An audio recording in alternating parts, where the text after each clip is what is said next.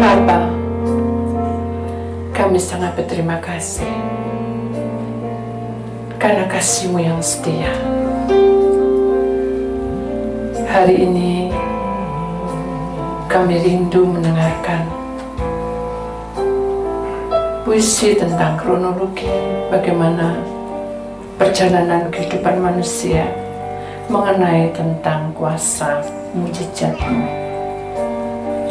Biarkanlah kuasa mujizat-Mu terjadi di tengah-tengah kami juga. Dan kami percaya bahwa kasih setia-Mu kami rasakan lebih tinggi dari langit biru.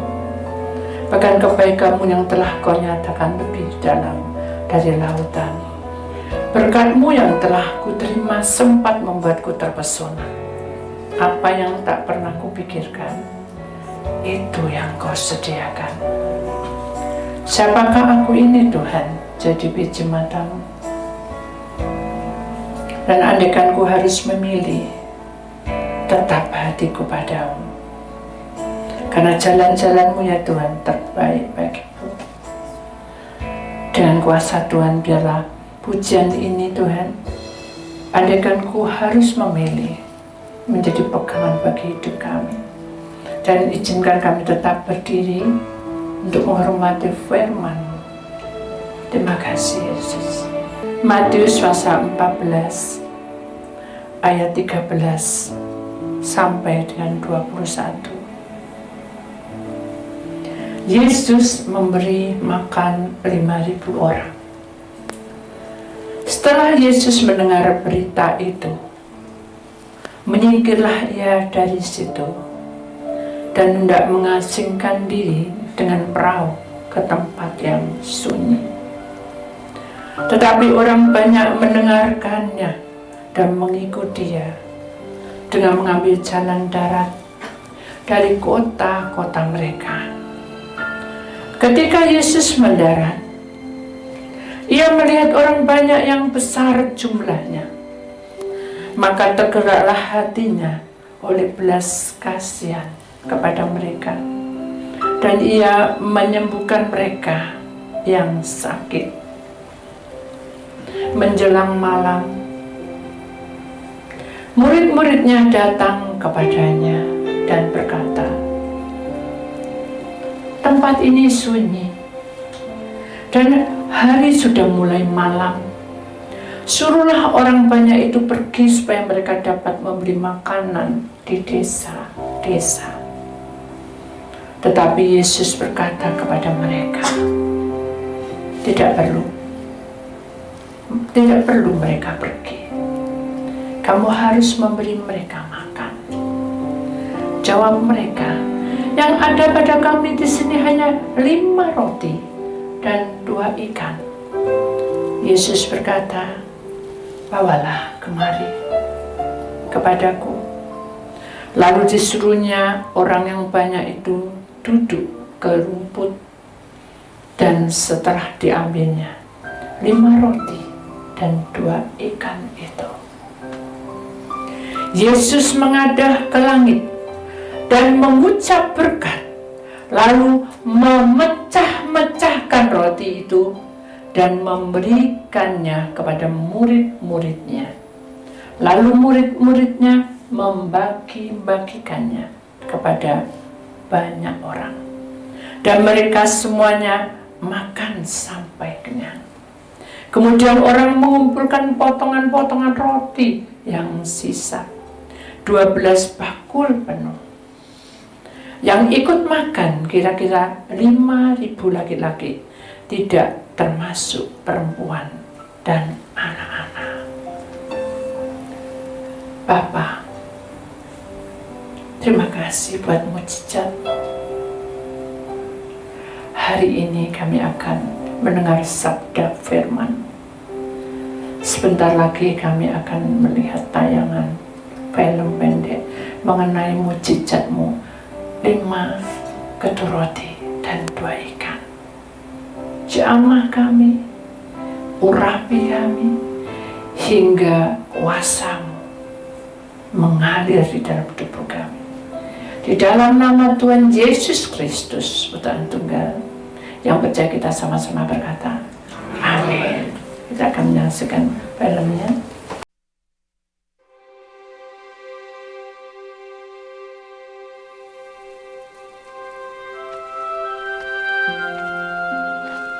Behold the multitude.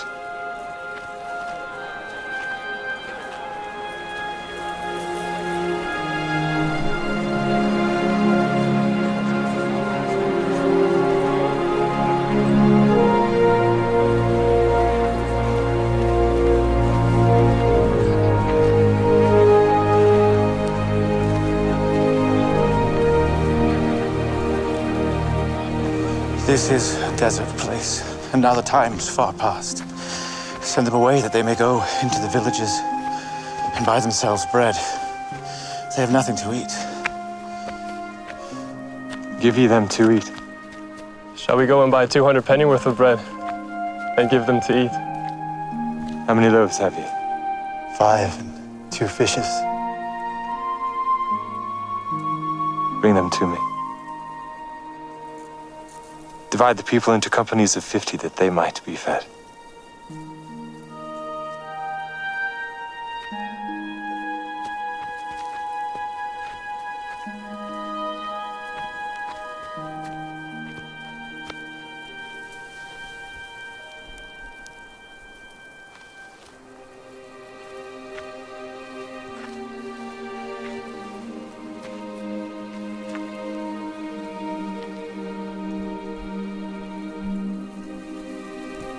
O Father, Lord of heaven and earth,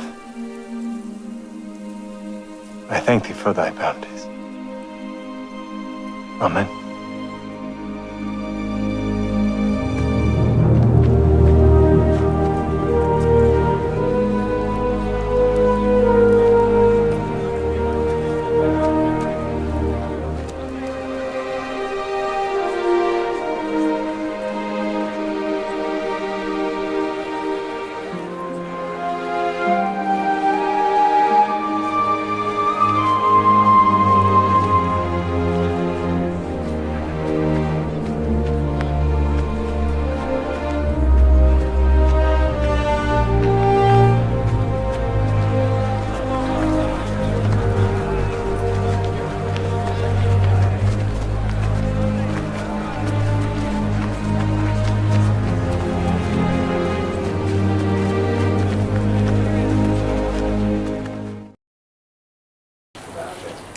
Beri kemuliaan buat Tuhan kita.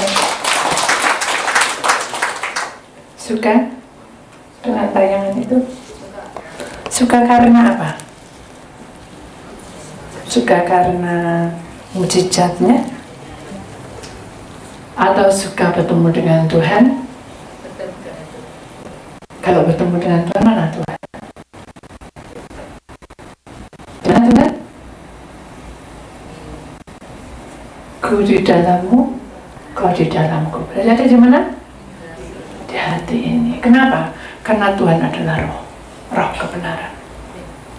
Saudara yang terkasih dalam Tuhan, kita sebentar lagi akan libur ya. Ditiadakan ibadah hampir setengah bulan ya. Kurang lebih 2 mingguan. Tapi sudah punya PR ya. Dan PR ini adalah surat yang saudara terima, ya, yang sudah buat 2 permohonan. Yang satu adalah ucapan syukur, dan yang satunya lagi adalah permohonan. Sudah membuat, sudah mendapat menteri dari hambanya, sudah, kalau belum, hari ini dan besok, hari Rabu. Itu terakhir ya saudara, tolong dibuat dan kita mentres sampai kenaikan Isa Al-Masih ya. Jadi kurang lebih hampir 40 hari ya. Mari kita kenali kuasanya. Amin. Kita kenali apa? Kuasanya. Bukan mujizatnya, karena mujizat adalah bonus. Apa? Bonus ya, kuasanya. Kenali kuasanya. Kenapa? Karena dengan kuasa itu tidak terbatas. Amin. Kalau mujizat, apa yang diperlukan? Itu sisa 12 keranjang. Kalau mujizat, ditolong, sudah. Kita bisa lemah. Seperti murid Tuhan Yesus. Dia mengenali mujizatnya. Dia lagi memuji-muji Allah Bapa lewat Tuhan Yesus sebagai guru agungnya. Tapi ketika Tuhan Yesus ditangkap, murid Tuhan Yesus sembunyi. Hanya satu orang yang berani. Siapa? Siapa yang mengikuti? Siapa? Yang menyangkal siapa? Petrus. Ya. Ini adalah satu kisah, bukan suatu kisah tradisi, tapi ini adalah suatu pelajaran buat kita bahwa di dunia ini tidak ada yang sempurna, tapi kita ingat bahwa selama kita memiliki kuasanya, itu tidak terbatas dan miliki itu.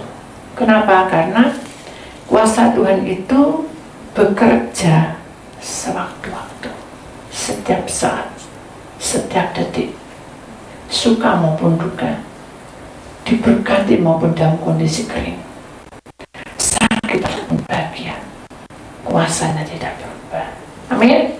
Jadi kita harus kuat dan tahan uji. Kenapa? Karena kuasa itu bekerja dalam hidup kita dan masuk dalam hidup kita pada saat kita membuka hati kita, apapun yang terjadi.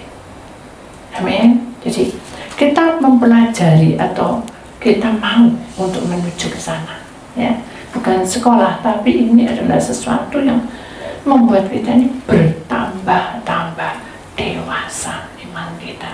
Karena dengan kuasa ini kita menerima urapannya, dan dengan urapan itu maka suatu saat mujizat itu akan terjadi dalam hidup kita. Amin. Dan kita imani. Kenapa? Karena kalau kita lihat gambar pertama, sudah perhatikan, lihat di situ, ya.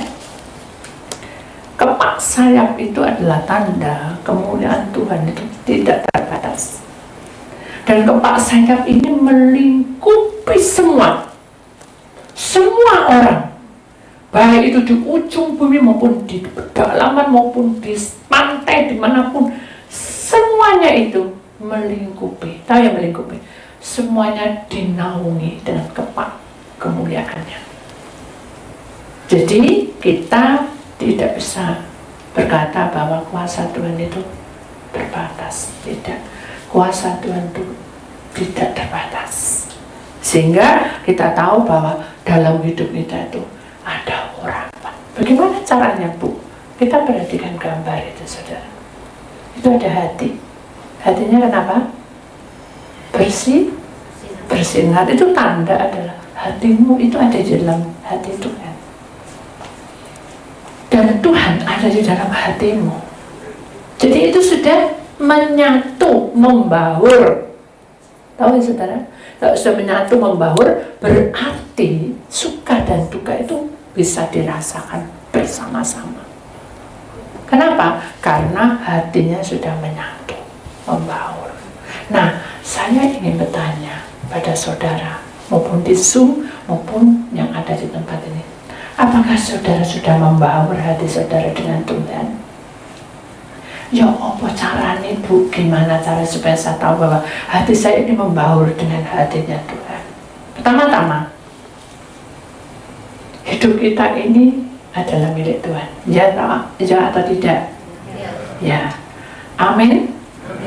Berarti kalau kita menjadi milik Tuhan, berarti seluruh firman-Nya dan seluruh pengertiannya, bagaimana Tuhan bicara panjang lebar tentang kehidupan untuk masuk di dalam kesempurnaan, bisakah kita belajar untuk melakukannya? Halo? Bisa belajar untuk melakukannya? Berjalan sendiri bisa? Bisa berjalan sendiri? Tidak bisa. Kalau kita mau masuk di dalam kebenarannya, kita minta pimpinan Tuhan. Kalau tidak bisa. Tiap langkahku Apa? Dipimpin oleh siapa? Nah, oleh Tuhan loh ya saudara, bukan untuk Bu Titik ya. Dap langkahku dipimpin oleh Bu Titik, enggak loh ya. Loh iya, kalau enggak, kamu enggak dipimpin Bu Titik melesat. Ayo coba, ayo kamu puasa 3 hari, kita poso atau 3 hari. Ayo kita pengurapan, kita diurapi toh. Loh, bukan seperti itu saudara. Maksudnya adalah kalau Tuhan berpesan supaya kita itu masuk dalam puasa, kita puasa. Betul enggak? Kalau Tuhan ingin kita pengurapan, tuan rumah juga mau menerima, itu berarti kita mengurapi. Kita ada urapi, kita siap untuk mengurapinya. Jadi intinya saya ini hanya sebagai hambanya Allah. Allah mau bilang apa, saya lakukan. Itu perintah. Karena apa? Karena perintah Allah itu adalah hukum kasih. Nah, jadi perintah Allah itu beda dengan dunia, ya. Dunia itu nah, itu perintah. Tapi dalam hukum Allah tidak ada. Hukum Allah perintah adalah kasih, mengampuni, rela berkorban. Itu hukumnya Allah. Sudah paham? Jadi marilah sebelum kita masuk di dalam puasanya, kita harus belajar ke situ dulu. Diasah dulu iman kita, diasah dulu hidup kita, diasah dulu kekuatan kita. Bukan uji nyali. Kalau iblis uji nyali, contohnya, kamu mau minta apa? Ini dukun, saudara, bukan Tuhan, firman Tuhan. Oh, aku mau minta cantik, oke, bagus. Kamu mau persyaratannya? Mau? Nah, langsung dicomot. Rohnya dicomot. Jadi orang itu jadi cantik tapi tidak ada rohnya. Itu hukumnya setan. Jadi setan itu minta imbal balik. Jadi nggak enak saudara. Tapi kalau Tuhan tidak ada hukum itu. Hukum Allah adalah mengasihi, mengampuni, dan rela. Dan bahkan Tuhan senantiasa memberi apa? Membuka jalan bagi orang-orang yang setia. Nah, ini yang kita harus memahami bahwa setiap manusia itu penuh dengan kelemahan. Tuhan tahu kelemahan kita, saudara. Tapi kita tidak boleh apa? Mencobai Tuhan. Contoh, satu kesaksian. Ini buat saudara tidak berarti, buat saya berarti. Saya itu berangkat dari sini sudah agak capek, terus pergi ke kota A ini juga sudah capek. Akhirnya saya buka buku, bukan buka buku, buka HP. Hanya tujuannya adalah apa? Membawa HP ini untuk saya bisa dengar puji-pujian, ya.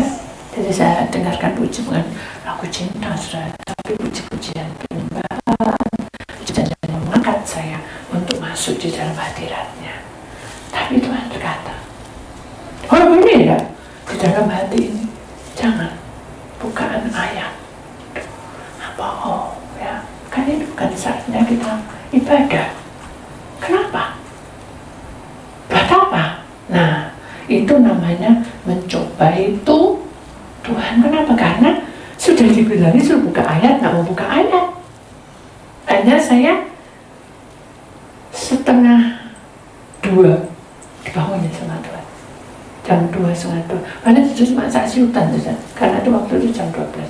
Itu cuma setengah jam, 1 jam siutan. Bangun sendiri. Pegang HP. Kenapa ya kok pegang HP ya? Apa ya? Nah gitu saya lupa. Tapi Tuhan ingat lagi. Saya buka pujian lagi, tetap buka ayat. Nah, karena ini terus berjalan buka ayat, hanya berdoa, Tuhan, apakah Tuhan izinkan saya untuk membuka ayat? Tapi saya tidak tahu. Bukan, terus mana? Tunjuklah Tuhan. Tidak boleh, itu merintah Tuhan. Jadi hukum kasih itu adalah rela. Ya sudah Tuhan, saya siap. Apapun yang terjadi, saya siap. Akhirnya saya membuka dalam satu firman Tuhan mengenai tentang kronologi bagaimana kehidupan menjadi seorang hamba Tuhan yang bernama Bapak Paulus. Saya baca saya sudah baca firman Tuhan. Saya bilang gitu, saya tutup. Saya berdoa, Tuhan, karena sudah jam 2:30, Udah saya pejam mata sebentar. Dan dijawab. Tapi hati ini pengen memuji Tuhan. Karena Allah berkata, malaikat turun dan bilang sama hambaku ini. Bilang untuk menyembah dan memuji Tuhan. Ya udahlah, saya buka lagi. Nah, pada saat saya buka, itu ada di kitab Wahyu. Dan saya masih ingat kata-kata itu. Nanti dunia ini akan seperempatnya akan diseret oleh kuasa kegelapan. Berarti apa yang saya lakukan, Tuhan? Nah, kerelaan itu bertanya, saudara, bukan kita merintah. Dan kata, puji aku, sembah aku, ya nyanyi dan muji-muji sampai saya tidur. Bisa kan? Pulang akhirnya, capek saya. Pulang itu dari pesawatnya pukul 6, pukul 7 itu saya sampai di sini pukul 10 lebih, ya setengah 10 lebih, pokoknya hampir jam 11-an, 10-11. Terus capek itu saya. Tapi Tuhan bilang, sembah aku. Nah kalau kita logika, kemarin nyembah tidak boleh, sekarang buka puji-pujian. Maksudnya apa? Itu kalau saya mau. Tapi saya harus rela. Hukum Tuhan itu rela dan kasih. Rela atau momen tidak bisa, harus kasih. Kamu mau beri dan mencintai Tuhan, kasih no hidupmu, beri no, kasih no. Ya berarti saya harus kasih. Saya nyanyi-nyanyi, puji Tuhan, kita masuk lagu nih, masuk dikirim, masuk. Tapi di tengah-tengah itu pujian itu, ada lewat di situ. Lalu dia datang ke saya. Mama, apa? Akhirnya dia marah karena saya tidak ajak dia. Dia kata, Ama pilih, tapi dia cepat ngomong, Ama pilih surga neraka. Dan saya kan tidak tahu maksudnya. Apa maksudnya? Surga neraka, surga neraka. Saya pikir, oh kamu ngomong surga dan neraka. Iya, betul katanya.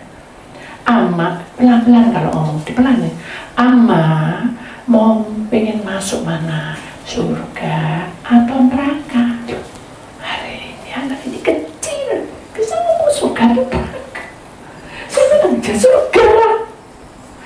Oh ya sudah, aku juga masuk surga. Gitu sudah. Akhirnya dengan puji-pujian itu, saya juga tampak ini rencana Tuhan ya. Karena kalau kita menyembah, memuliakan Tuhan, dari kemarin kita baca firman, menyembah, memuji Tuhan, masuk itu walaupun pelayanan kita tuh konseling, tidak ada ibadah, tapi kita harus ada seperti itu. Akhirnya saat itu saya peluk dia, ya sudah, kamu itu nggak ngerti apa-apa, tapi kamu masih kecil bisa tahu neraka dan surga. Tahu aja, yuk gitu. Terus dia bilang, neraka itu tempat apa? Saya bilang nih, takut cuma setan-setan, bukan gitu sudah. Ngajarin anak jangan ditakut-takuti, ya. Neraka itu adalah tempat orang-orang pembuangan, orang yang dosa, yang salah, yang berani, yang tidak pernah berdoa, yang hidupnya itu tidak karu-karuan, tidak mau sekolah, tidak mau apa, jadi orang yang tidak ada masa depan. Oh aku tahu, aku harus bisa sekolah. Ya udah, aku mau sekolah, gitu sudah. Jadi pada intinya gali semua percakapan itu, Tuhan itu mengarahkan kita bahwa sesungguhnya kita tuh hanya ada dua pilihan.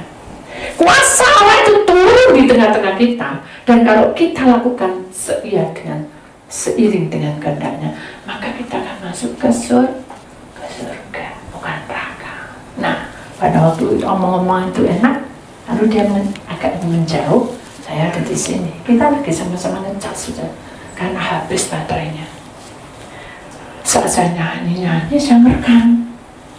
Tapi saya melihat seperempat dari bumi ini diseret. Wah, nah, enak-enak itu saudara. Ada petir itu saudara, sampai saya itu wakil mau lompat. Loh, ini petir apa ini? Satu kali aja.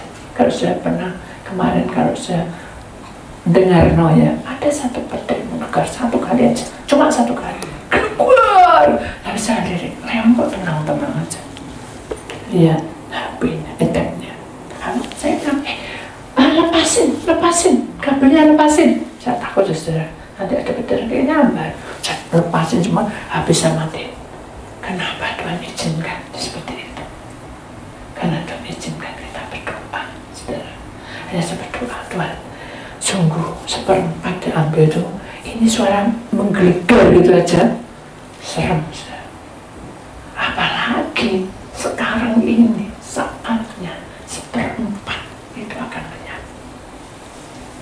Saya bilang, Tuhan, kuasa apa yang terjadi? Tolong kuatkan anak-anakmu di akhir zaman ini. Lalu Tuhan menunjukkan sesuatu penglihatan, saudara. Malaikat berlaksana banyak, tapi mereka memuji-muji Tuhan. Kemudian di sebelah ujung sana gelap gulita, tapi itu adalah kuasa kegelapan. Terus saya dalam hati, Tuhan, kan sudah berperang, ini kenapa kok berbaris mereka? Karena menunggu waktunya, seperempat akan ditarik. Aduh, ada bencana, ada hal-hal yang tidak kita inginkan. Benar hambaku. Sudah ingat toh, aku akan mengadakan perjamuan anak domba. Dan dalam perjamuan itu aku menunggu kalian semua. Tapi yang aku dapat sedikit sekali. Hingga akhirnya aku memerintahkan, ingat jalan itu firman-Nya, aku memerintahkan malaikat untuk mencari siapa yang mau datang dalam pesta perjamuanku, yaitu perjamuan anak domba. Nah, itu tanda bahwa kuasa Tuhan itu tidak terbatas bagi orang-orang yang berdosa dan tidak mengenal Tuhan. Ketika orang itu mengenal, dia akan ambil alih hidupmu, bukannya aku lagi, tapi hidup bersama dengan Yesus Kristus. Paham saudara maksudnya? Bahwa Yesus itu mengundang kita di dalam perjamuan itu adalah undangan untuk masuk ke kebenaran, duduk makan semeja dengannya. Tapi sedikit yang didapat, hingga akhirnya Allah menyebarkan kebenaran itu kepada semua bangsa. Dengarkan saja. Dan dengan semua bangsa itulah ada orang-orang yang terselamatkan, walaupun dia masa kecilnya tidak kenal Allah. Paham saudara maksudnya? Jadi di sini adalah menunjukkan bahwa kuasa mujizatnya ini tidak terbatas dan bukan untuk anak-anak Tuhan toh. Maksudnya seperti itu. Tapi orang-orang dunia yang masuk di dalam kebenaran, dia akan diselamatkan. Nah, kalau saudara punya pengertian yang betul-betul tulus, saudara, loh, itu orang luar ditolong, diselamatkan masuk surga. Loh, aku ini anaknya. Ada hak apa? Hak kesulungan. Hak apa lagi? Bonus tiket untuk masuk ke surga. Berarti sudah siap semua. Kita yang ketinggalan. Nah, finish it. Jangan. Aku ingin kalian masuk.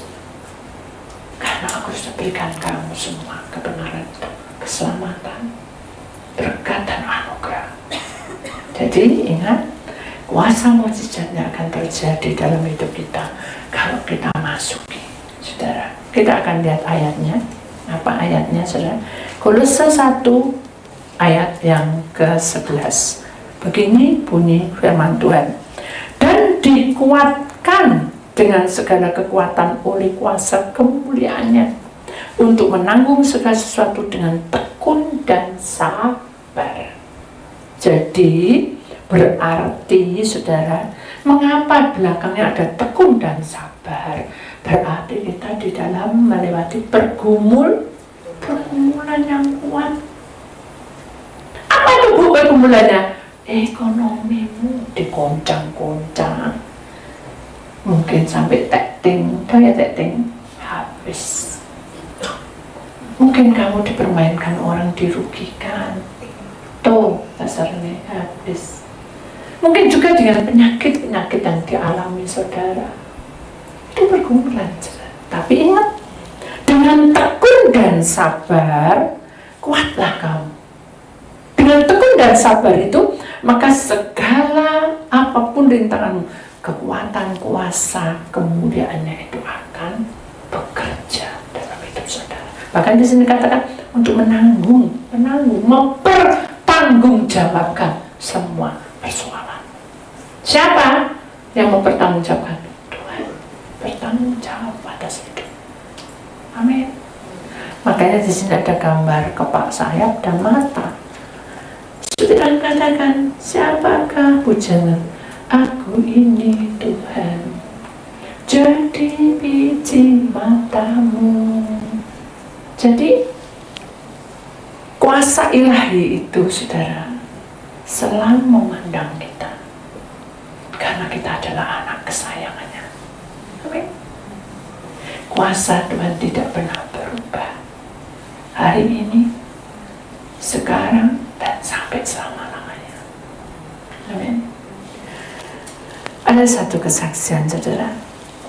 Ini mungkin juga saya katakan bahwa kalau saya itu berharga, ya. Saya pergi ke luar kota bersama dengan cucu saya yang besar. Di sepanjang jalan, dia itu minta duduk di jendela. Pesawat dekat jendela, maksudnya duduknya di dekat jendela.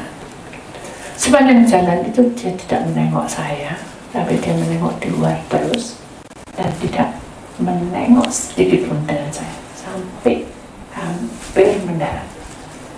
Secara logika, saudara, manusia ya, saya amannya ya. Kok hari itu lihat di sana terus ngapain itu? Ngomong-ngomong kayak disapa kayak itu, intinya seperti itu. Secara logika, saudara, saya pengen dia menyapa saya. Tapi saya bukan gengsi, tapi saya tahu dia pengen lihat di luar. Sudah turun, saya panggil dia, ayo, saya panggil namanya, ayo Sin, kemas ya, kemasin cuma, tapi tetap di sana, jadi tidak, ya, tapi tidak sana. Sampai turun pun saya jagai dia, karena banyak orang penuh, saudara. Jadi saya tidak ingin dia ditendang orang sampai dia apakah kecil, jadi saya menjagai dia ada di depan saya, terus saya jaga terus. Dia tetap berada di depan. Saya melihat situasi di luar, ada apa. Akhirnya saya sampai, selesai kita ambil bagasi, keluar masuk hotel. Saya bilang, kamu tadi kenapa kok ngeliat di bar terus? Saya tahu apa jawabannya. Aman tidak tahu. Ama sering naik pesawat, tapi Austin jarang. Jadi Austin hanya ingin menyimpan semua itu sebagai memori, maksudnya menurut saya gitu, menyimpan itu dan saya kenang, dan itu mengasihkan. Nah, terus saya pikir-pikir, ya benar juga ya, gitu ya. Pada saat saya mikir itu, Roh Tuhan bicara, nah, manusia juga seperti itu, hambaku. Loh, kok bisa Tuhan? Aku ini sudah ada di sampingnya. Persoalan, apa pun udah goncang, bumi goncang gancing lah, intinya seperti itu ya. Tapi bingung dengan kelihatan, maksudnya bingung dengan situasi yang ada di hadapan. Sayangnya kan Austin melihat di jendela, kita tuh melihat perkara kita. Dilihat itu, tidak bisa. Padahal Tuhan itu udah di samping, dia ikut nyapa, sama anakku. Sama seperti itu. Tahu maksudnya sudah? Jadi kita ini terbawa arus dengan kondisi seperti itu. Jadi kita tidak bisa apa-apa, ketemunya dengan persoalan itu terus. Hingga akhirnya kita lupa bahwa sesungguhnya Tuhan kita ada di samping. Dia menemani kita, dia menjaga kita. Sama seperti saat banyak orang saya jagai Austin dan sampai ketendang sana sini. Saya benar-benar jaga sehingga dia aman. Sampai di hotel pun aman. Saya sedang mbak semprotan, cuci tangan tidak ada, tisu semprotan, tisu kering, tisu basah, lengkap saudara, jaket. Itulah seorang ama. Sama, Yesus sudah memperlengkapi kita semua untuk menjadi pemenang. Amin. Tapi Tapi kita lah yang lemah. Oh iya ya Tuhan, benar seperti itu. Ampuni. Karena hal-hal seperti itu seringkali terjadi. Benar tidak sih? Heboh, bingung, kacau, mikir kayak apa ndak bisa. Terus pokoknya ndak karu-karuan sudah ya. Memang itu total-total ndak cukup sudah. Kalau kita merasakan bahwa divonis dokter pada waktu itu kamu ndak bisa, kamu harus minum obatnya sampai ndak ada. Bayangin saja, divonis dokter harus minum obat ini dan obat ini terus diminum tuh benar sudah. Saya alami saja. Tapi saya bilang, Tuhan, saya ini milik.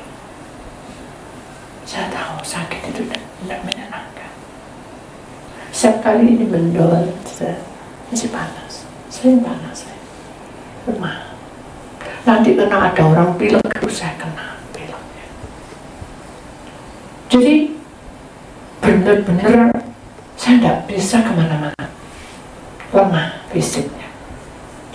Akhirnya saya bilang, Tuhan, saya serahkan semua. Karena saya ini bukan satu, dua, sudah menjadi suami istri. Pernikahan pertama, maksudnya baru menikah, sudah. Diri saya jadi agak canggung. Kenapa? Keluar tidak bisa, itu sakit takut. Nanti kalau kita pergi kemana juga takut, jaga toko takut. Akhirnya saya berserah, Tuhan, tak serah. Karena saya ini anakmu. Saya tahu bahwa kuasamu itu tetap ada dan tidak pernah berubah. Dan saya percaya Tuhan yang atur semua. Jadi sembuh. Tidak sembuh biasa. Tunggu gitu. Tidak mungkin sembuh, tidak boleh. Tidak mungkin sudah. Doanya kan ada 3. Apa? Pertama apa? Langsung dijawab, ya sembuh. Yang kedua apa? Tidak mungkin toh kita minta sembuh. Tidak, kita minta berkat tidak dikasih. Tidak mungkin toh. Berarti apa? Tunggu. Nah, saat menunggu itulah yang membuat kita jenuh, saudara. Saya nangis berulang kali. Kenapa? Setiap kali kita keluar, gerges dingin. Jadi keluar gerges dingin. Sampai kata sumbang itu keluar semua. Ya ampun. Mantunya jamu ibu itu saya sampai berita tidak pas. Roh sakit. Saya bukan malu, tapi saya tahu fisik saya memang lemah. Saya bilang, Tuhan, tak serang. Lalu, fuinesik mata. Di belakang sampingnya ada burung. Ya. Burung itu memang saya sudah di situ. Maksudnya burung itu sudah ada di situ sebelum saya datang. Ya, sebelum saya tinggal di situ. Kukru gitu. Dia pagi selalu gitu. Hanya saya diam gini. Tuhan, apa Tuhan maksudnya kok kukru gitu. Tapi saya juga tidak menuntut sih, tidak apa-apa. Berarti dia memuji Tuhan lah. Dia bilang gitu. Nah, dan lama kemudian sudah ada jejak. Ada jejak jalan. Ya mungkin dia muji-muji Tuhan. Sebentar lagi. Tok. Tekek. Dalam hati saya ini kok semua rumahnya suami saya ini kok penuh dengan binatang. Saya bilang gitu. Itu pikiran saya. Waduh, ya apa nih tekek itu saya gigit, cecak itu saya juga tidak suka gitu ya. Nah terus tekuk. Mana sih dilihat itu logika sudah. Bosan gitu kasarannya. Tapi saya bilang gini, Tuhan, dengan keputusan yang saya punya, saya tinggal di sini. Tuhan yang tempatkan saya. Saya lihat langit. Saya tahu bintang-bintang itu tidak selamanya ada di depan saya. Suatu saat tidak ada, suatu saat bisa ada di sebelah saya. Tapi Tuhan selalu memelihara. Dan Tuhan selalu jagai. Berarti saya adalah anakmu. Saya harus menghadapi ini. Itu aja. Mensyukuri. Saya bersyukur. Makanya kan ada doa permohonan dua, satunya mengucapkan syukur, satunya permohonan. Akhirnya wagih sekali, saudara, saya diteriaki suami saya, kasih orang makan jagung ya. Apa nih kasih makan jagung? Ya itu cecak, nggak mungkin, tok-tok itu nggak mungkin ya. Oh mungkin berarti ini terukur itu. Hanya segini. Saya terbang. Tuhan, kenapa? Wah, nah kadang kan kita ini terlalu terbawa. Lihat ada binatang, ada apa, ada setan lewat, kan gitu ya saudara. Karena di belakang saya itu juga gelap gulita. Gang itu sebelah sana itu gelap gulita, barongan saudara. Jadi saya bilang, Tuhan, kenapa? Ya sudah, ya saya, kenapa Tuhan, kenapa? Jawaban enggak? Ya sudah, mungkin burungnya takut. Finish, dengarkan dia bicara. Dan dia bilang, aku kaget ada kamu, kata gitu. Aku terbang. Sekarang aku diam saja. Aku sapa kamu selamat pagi. Gitu. Saya bilang ya, dia mantuk-mantukin kayak menghormati gitu. Saya tertawa, ya udah ini jagung ya untuk kamu. Airnya belum katanya. Oh iya lupa. Maaf ya baru sekali ini ngasih makan kamu. Gitu sih. Akhirnya saya kasih air. Gak lama kemudian saya dengar suara. Saya dengar suara saudara. Itu anak kecil ya, bukan suara-suara yang aneh ya. Karena di YouTube pernah ditanyakan ada suara-suara setan katanya. Padahal itu anak-anak kecil yang sedang lari-lari. Kita lanjutkan lagi. Saya dengar suara gini. Kamu ojo gak doyan maem. Bahasa Jawa suami saya. Itu ada suami saya. Kamu jangan tidak suka makan. Kamu harus makan tuh, tulangmu tuh sudah kelihatan. Lihat tuh. Kamu tuh mau cari apa? Dalam hati saya ini, suami saya ini ngoceh-ngoceh bisa apa, ngomong bisa apa. Saya dekati dia, pelan-pelan. Ya ampun Tuhan, dia ngomong sama anjing. Ya. Anjing, dia punya anjing, kurus memang. Kayaknya dia sakit. Jantungnya itu ya, jantungnya itu sudah tidak bekerja. Bagus itu. Hanya bisa bilang gini aja kok kita doa no. Harus doa no dewe lah. Gitu. Awal mulanya tidak percaya. Ini saya doain. Saya lupa namanya Blackie atau siapa, lupa pokoknya saya doain Tuhan namanya Blackie deh. Beri kesembuhan, kesehatan kalau Tuhan izinkan. Kuasamu itu tidak berubah. Saya mujizatmu. Kuasamu itu tidak berubah. Mengalir Tuhan, jangan sembuhkan. Kata saya, kenapa kok gitu? Bilang terima kasih. Oh, tidak. Ya, tak boleh selesai. Besoknya mati, saudara. Oh, saya kaget. Oh, kok mati Tuhan? Dalam hati saya. Terus suami saya datang. Mati dong, berdoa dong. Tuhan, kenapa kok mati ini? Ya, Tuhan bilang kronologi itu bukan ini loh. Anjing itu mati, memang harus mati. Kenapa? Karena digerogoti sama kanker dari paru-parunya dia itu separuh sudah busuk. Loh kok nak ngomong Tuhan? Tahu itu kan kemarin saya ngomong ini kan apa? Saya dibilang doa terus mati itu ya apa sih Tuhan? Mengalir, abang waduh mengalir. Udah, suami bilang, kalau mah kami didoa nombek meme mati anjingnya. Wah, kok iso gitu? Akhirnya Tuhan tuh pakai lidah bibirnya maminya. Gak gitu ya, wis waktunya mati ya mati. Gitu, ya cari lainnya aja, kasih anjing kecil. Kita dapat anjing kecil aja, yang lebih lucu. Bukan berarti kita buang kalau sudah tua, tidak.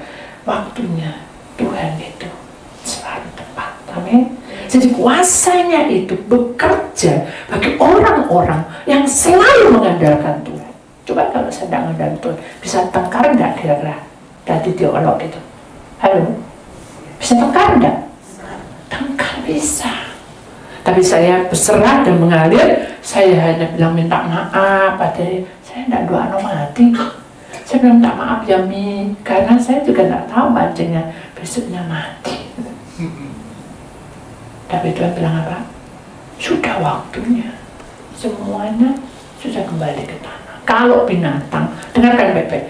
Kalau binatang itu punya tubuh, tidak punya roh, saudara.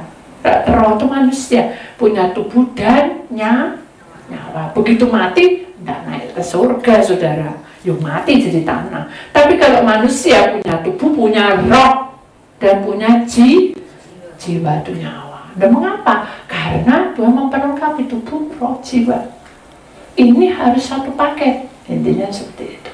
Jadi mari kita kembali ke Kolose 1 ayat 11. Kuasa Tuhan itu bekerja, urapan Tuhan bekerja saat kita mengandalkan Dia dalam segala perkara. Akhirnya suatu ketika murus anjing itu, saya jadi dilema. Ini tak doa maupun tidak mati lagi. Itu kan fisik manusia. Itu memori. Jadi saudara kalau punya memori jelek, itu akan timbul pada saat bersamaan kita mau mendoakan, tiba-tiba mati, kan itu juga trauma. Kita lagi naik sepeda motor, tiba-tiba jatuh, sekarang kita naik sepeda motor, itu memori tiba-tiba ada aja. Wah, aku jatuh kayak kemarin tuh. Itu memori namanya. Makanya kalau kita punya memori yang ketat sekali atau kuat, harus pelepasan, kalau tidak bisa harus potong rambut. Intinya seperti itu. Tapi karena ini mengenai binatang, saya bilang Tuhan, di doa apa Anda mengalir hambaku, lu ini murus Tuhan, dan lemes tidak mau makan, tak dulang ya tidak mau, tak suapin tidak mau, mati lagi. Iblis bilang, ojo deket-deket, nanti kan tambah mati. Itu iblis, memorinya diingat, iblis yang ngeblis kita. Enggak, saya bilang enggak, saya tetap sayangi dia, saya doain dia, gini. Nah, enggak makan beberapa hari. Saya hanya bilang, ini apa? Pergi ke dokter yuk, coba sekarang. Doa noai. Nah, ini saudara. Ya, apa Tuhan di doa apa enggak? Doa dan bawa ke dokter. Kenapa? Ususnya kurang bagus. Jadi ada bakterinya. Oh, terus ngomong sama suami gimana? Sudah diam aja. Biar nanti yang bilang dokternya. Oh, nah itu. Kuasa Allah itu ada saat-saatnya. Kuasa Allah itu bekerja dan mengurapi kata-kata kita. Dan ada saatnya kita menunggu sampai Tuhan tunjukkan. Paham sudah? Jadi kita tidak bisa menuntut apa-apa. Hanya sudah disemayangin, Pak ke dokter. Dokter bilang, Pak memang benar ada bakteri dalam tubuhnya dia, ususnya dia. Katanya dia makan sampah. Jadi dia tidak boleh makan sampah. Makanya kita doain lagi, sudah lari-lari. Nah, jadi kita kembali ke Kolose 1 ayat 11. Kalau kita ini betul-betul kuat di dalam kemuliaannya, maka mujizat itu akan terjadi. Amin. Kita imani. Kemudian kita akan melihat satu kata-kata, ya sudah. Kuasa Tuhan memampukan hidup dan bertumbuh meraih apa yang terbaik, bertahan melewati segala cobaan dan tantangan. Teguhkanlah hatimu dengan iman dan kasih, maka Tuhanmu akan membukakan jalanmu dan kamu akan hidup dalam kemuliaan dan damai sejahtera yang selalu mengalir tiada henti. Amin. Jadi kata-kata ini indah sekali, bahwa kuasa Tuhan itu menginginkan kita, roh Tuhan itu menginginkan kita bertumbuh di dalam kuasanya, bertumbuh di dalam urapannya. Apapun kamu punya uang, kamu tidak punya uang, kamu sakit, kamu senang, kamu sedih, kamu luka batin, kamu putus cinta, kamu mengalami kerugian, di dalam Tuhan selesaikan. Amin. Jadi tunggulah semuanya itu tiba saat-saatnya. Jadi tidak perlu untuk Tuhan. Amin. Jadi inilah firman Tuhan. Mengapa di sini ada langit kiri kanan adalah kepak juga, kemuliaan Tuhan ditunjukkan. Mengapa di kiri kanan ini adalah misbah kemuliaan Tuhan, kepak sinar kemuliaan Tuhan, ada pedang dan pedang penguasa roh kebenaran itu akan menghalau segala beban berat. Amin. Jadi kita ini menjadi apa? Pemenang. Kenapa? Karena Tuhan ada bersama kita. Ya, kita akan sudahi firman Tuhan, saudara. Kita tahu bahwa Tuhan bekerja di tengah-tengah kita. Kalau bukan karena kasih Tuhan, maka kita tidak akan menemukan kemuliaan ini. Tuhan itu mengasihi kita lebih dari hidup kita. Dia akan bekerja di tengah-tengah kita pada waktunya tiba. Dan rancangan Tuhan itu akan menjamin kita sampai pada kesudahan zaman.